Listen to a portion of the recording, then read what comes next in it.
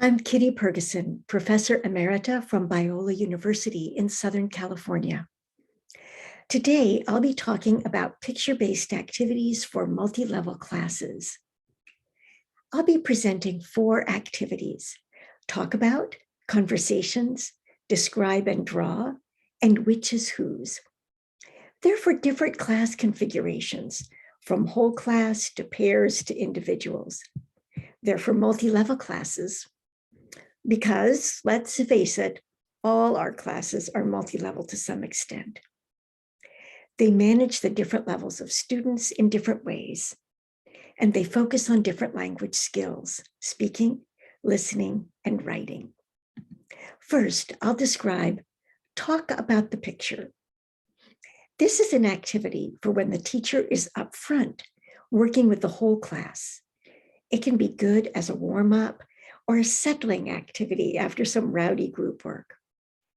Talk about is a tried and true basic picture activity, but I hope my variations will breathe new life into it.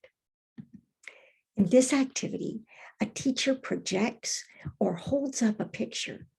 Students talk about it, first in single words, then with guided descriptions, and finally with explanations and predictions that involve more sophisticated language and critical thinking. Take a closer look at the picture I've chosen. I begin by calling on beginners, saying, "What do you see?" One word. Dog, cow, trash, they might call out. I smile at students for their efforts and encourage them to participate in the class. The next stage is for students at a higher level. I give them some guidance as I ask them to describe the picture in sentences. For example, what do you see?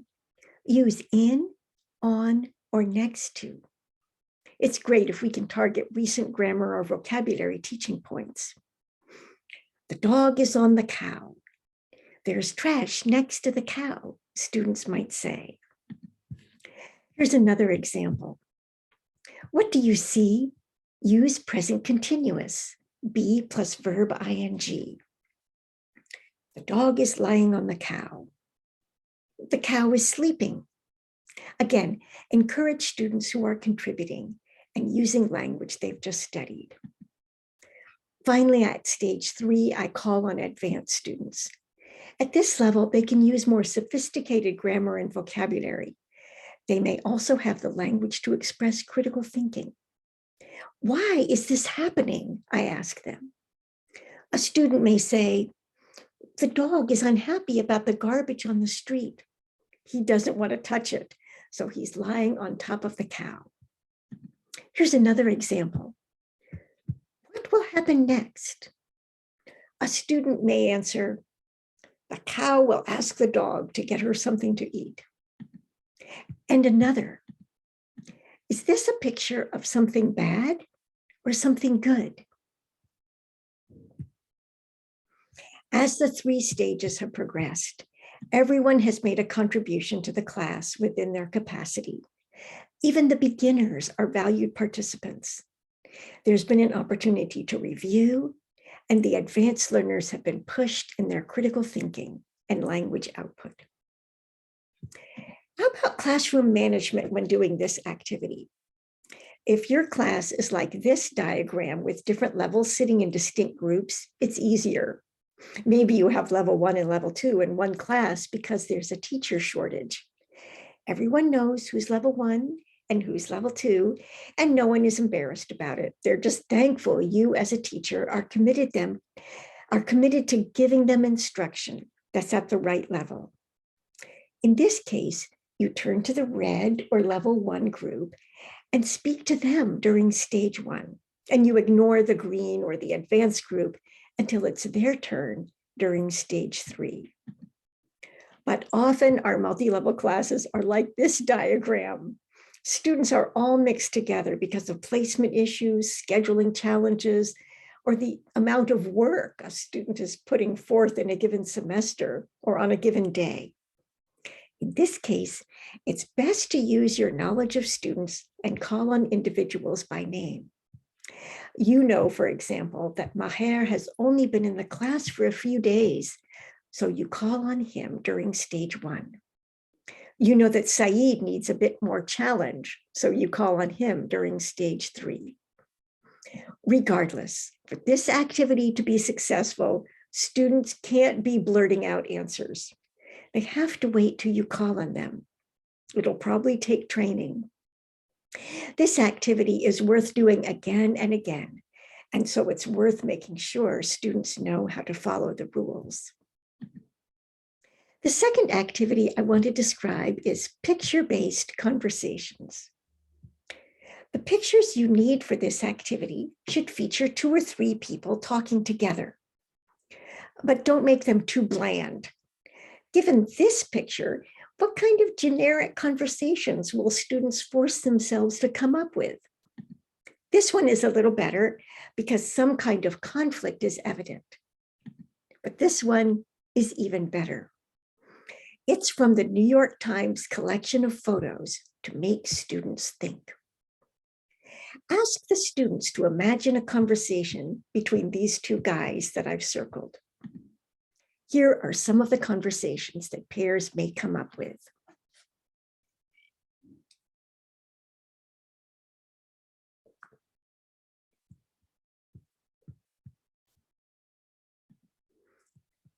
When I do this activity in a multi-level class, I put students in pairs that are equally matched in terms of language ability. That way, a lower level student isn't tempted to get their higher level classmate to do all the work, and a higher level student isn't tempted to take over. As I walk around the room observing how students are doing, I urge those who have greater proficiency to write more. I might ask, what else do you think these guys say to each other? Or, and how does he respond to that? And if the beginners are just sitting there, I give them an opening line such as, this guy says, hey, what's happening? Or he says, are you okay? How does he answer? It's usually easier for them to carry on after that. Research on task-based learning and teaching shows that when students have a chance to work on a piece of language several times, they improve both accuracy and fluency. And one way to do that is to use the student-created conversations in different ways at different stages. Here are some you might choose from.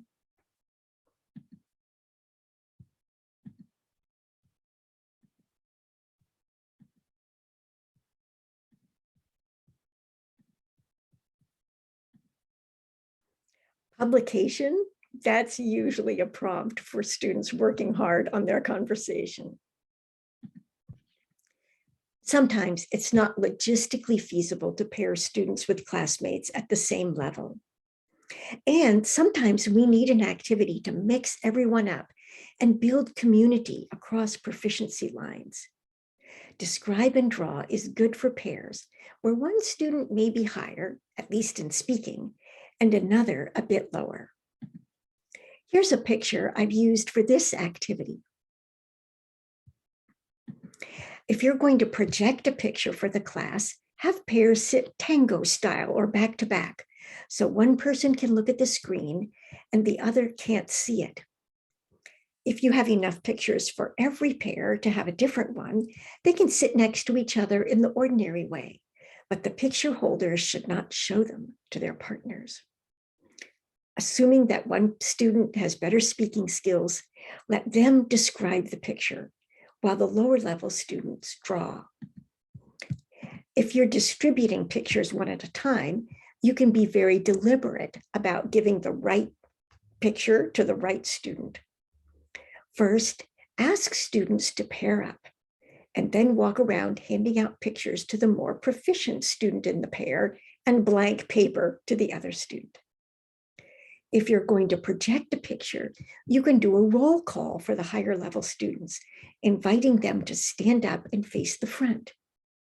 Then ask the other half of the class to take a piece of paper and find a partner from among those standing. Or keeping it simple, with students in their regular places, you might just ask, Who feels like talking more today? Here's an example of a pair conversation and what the drawer has started on the right.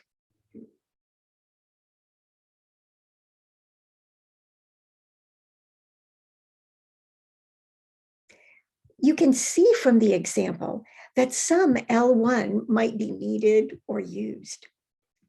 However, I try to encourage the describing students to see themselves as teachers.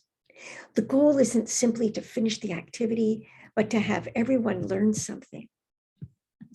As I said, a rule for this activity is that neither partner in the pair should be sneaking looks.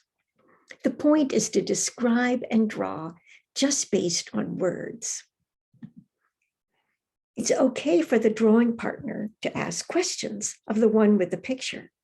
For example, how big is the mountain? If you're responsible for teaching content in addition to the English language, think about using this activity with pictures and diagrams related to that content. This way, students can use academic or job-related vocabulary. Writing about a picture is a time-honored ESL teaching technique. This variation, which picture is whose, adds a game-like element at the end that gives students a reason to write in some detail. The fact that there will be an audience to write for and a purpose for writing is much more motivating than simply being told, write. Start with a set of pictures, one for every student in the class. I try to choose pictures which have some similarities. For example, all of these are of people who appear to be waiting for something. And in several of them, people are sitting on steps. First, distribute a different picture to each student.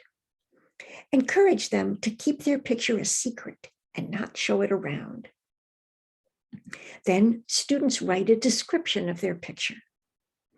At the end of the writing time, they post their descriptions spread out on the wall. Then gather the pictures up and redistribute them to new students.